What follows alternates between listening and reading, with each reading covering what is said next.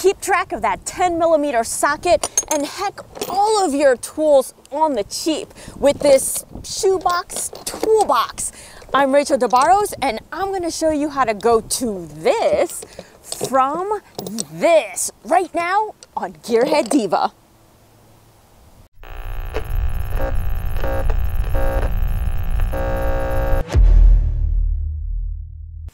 I don't know about you, but I do most of my wrenching in the driveway, so that poses a couple challenges if you're not in the shop, like carrying all your tools, keeping everything organized, because we all know about that 10mm. Mine, the second it gets a chance, well, it teleports itself to the land of Narnia, and then you're never gonna find it. So I figured there's gotta be an easy way where I could just toss some things in and keep it organized per project. Now I can go and buy something, but why spend money on something so simple where money can be spent on something far more important? And you guys know what I'm talking about. Car parts, right? So I started looking around the house, and we all have a friend, a spouse, girlfriend, boyfriend that is into their shoes. And there's gotta be something I can do with this shoebox. I mean, it's almost toolbox shaped here. So let's figure this out. There's gotta be a couple cuts I can make to compartmentalize this a little bit. Looking at this box, I'm thinking that if I can make some sort of cut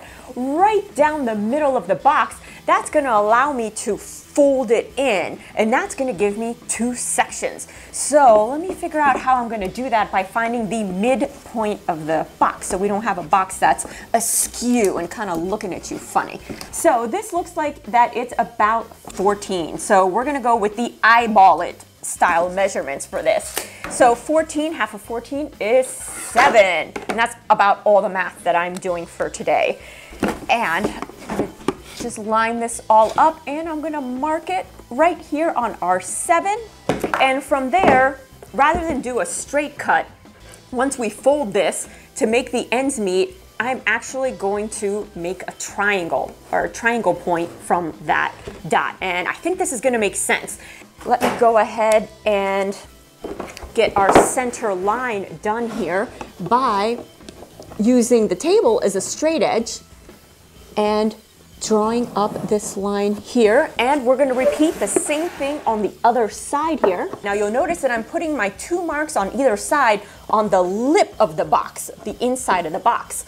So we're gonna do the same thing here, where I'm gonna go ahead and measure from the center line here, and we're gonna go to the 2.5 mark right there. And the same thing on the other side, right there. Now all we're gonna do is match up our line to create a triangle. So looking here, that's all I'm gonna do from the lip of the box to the center, and from the lip of the box to the center.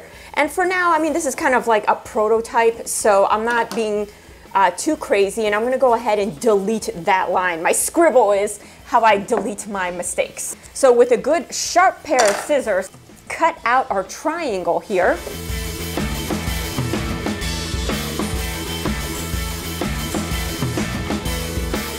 And there we go. You can see that I can see through it. We have 2 mostly equal triangles here on the front, or I guess on the sides of the box. And now we'll see if my idea works, the ultimate idea.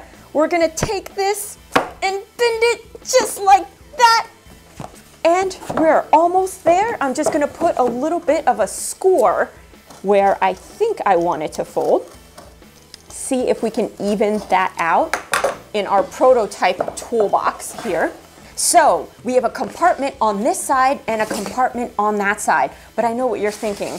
Well, I mean, things are just gonna fall out of here. So let's figure that part out. And this is where the lid comes in, because everything is made to fit within itself. Let me make a couple quick eyeball style measurements. Now we saw how well that went the first time. So let's practice eyeballing it a little bit more. And all I'm gonna do is just trace where I want it, and then repeat it on the other side. We're just gonna trace that. Now that I have my measurements here, we're gonna try and draw this out so I can get as straight edge as possible. And I think I'm just gonna use the box here.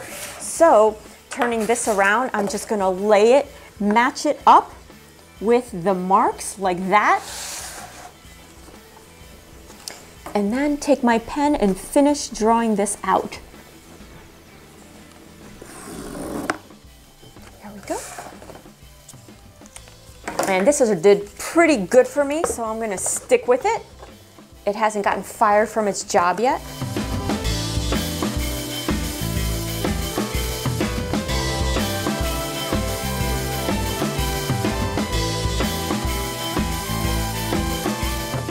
And an X-Acto knife also helps, especially if you're dealing with a really thick shoebox. This one's not too bad.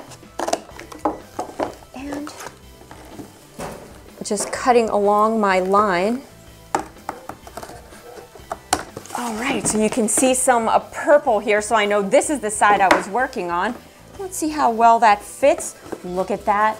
I mean, that's pretty much flush. A lot of luck there. So before we get too ahead of ourselves here and start attaching this, one thing I notice is that this is still pretty flimsy, and how am I really gonna pick it up once the sides are in? I could probably cut a little hole right here and create a handle. Let's see how well I do this in this position so I can show you all. And I don't want it too much to the top because then there'll be too little cardboard. So maybe somewhere around here, we'll just make a little handle like that. Perfectly straight, as you all can see. That is the most straight, not at all, rectangle. So let's cut that out and see how it works. Now some of you are asking, you know, where is your X-Acto knife? What is this with this super secret MacGyver business? Well, I'm out of fresh blades. Yes, I've done way too many projects and I busted it out and it just wasn't cutting. So MacGyver it is. Let's see now. And it pops out. And man, you gotta admit, it's not that bad, mostly. So now that we have this, and I think it's fabulous, it's looking good, I'm gonna go ahead and fold the box back up again, and here we can use this as a template to draw on the other side.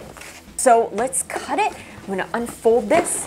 There we go, it's mostly drawn out here, and here we go. I don't know, that's getting awfully small. Time to level up this game. There's not enough excitement. I say we either gotta add like big giant knives or fire or something to this project. So let's step it up just a little bit. Now that's a knife. And, ooh, nice smooth cut. Look at that. Should have done this earlier. Trying to be all delicate with my little nubbin of a knife there, or blade. And I especially love cutting towards myself. So that's a rule I will share with you all. Always cut towards yourself. There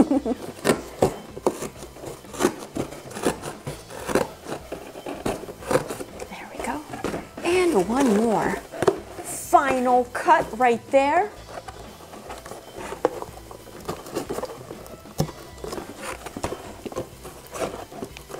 Just does not want me to have a handle.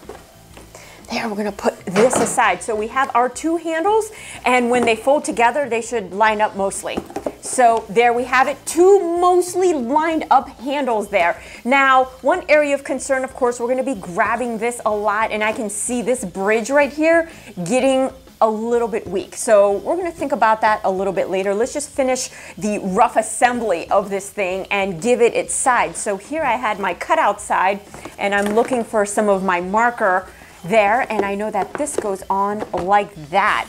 So let me clear off some stuff. My lovely picnic table.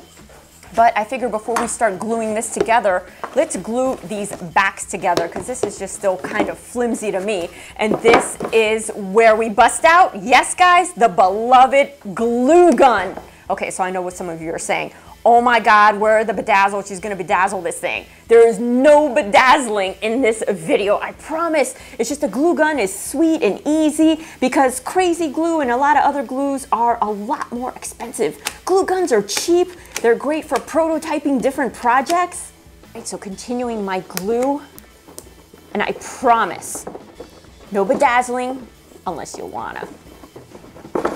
And I'm just gonna put a little bit, we don't need to go too crazy with it, since we don't need to go too crazy with it, since we are just prototyping here, because I'm putting a thin amount. I'll do both sides.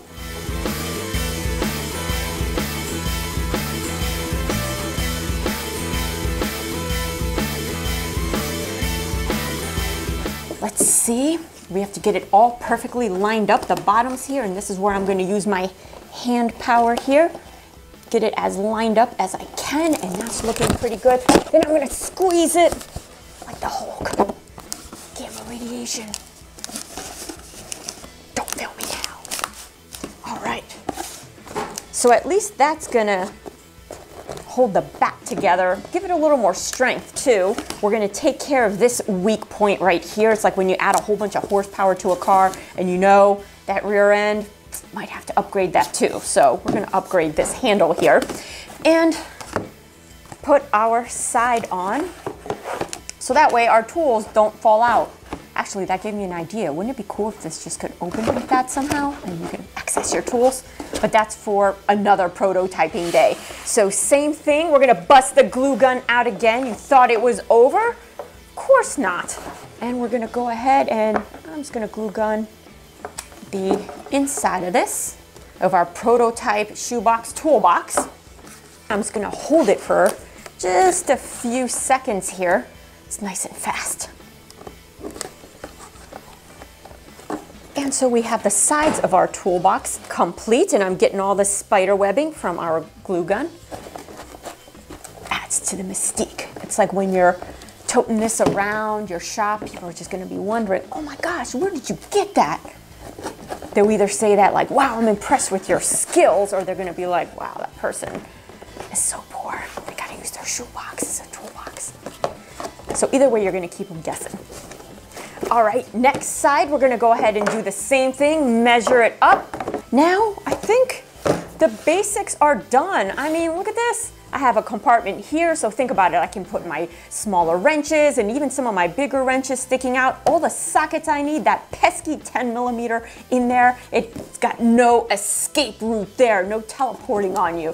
And while you're taking parts, all those bolts, those nuts, brake jobs, you name it, cold air intake, stick it in here so you can keep track. Now let's hit up some of these weak spots, like some of these seams. So I'm gonna start with the handle because that's the one that's just eyeing me, giving me the evil eye. Okay, so all I'm gonna do is just wrap this around,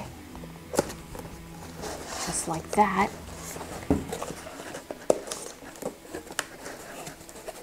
Ever so slowly making my way to the edge here. So handle is done, and the only other concern I have is, well, we all know how garage environments are. It's really dirty, grease, grit all over the floor. So say this is the floor, imagine just, oops, in a puddle of oil. Well, we gotta waterproof this somehow. So my chief waterproofing agent here, let's just duct tape the bottom of this.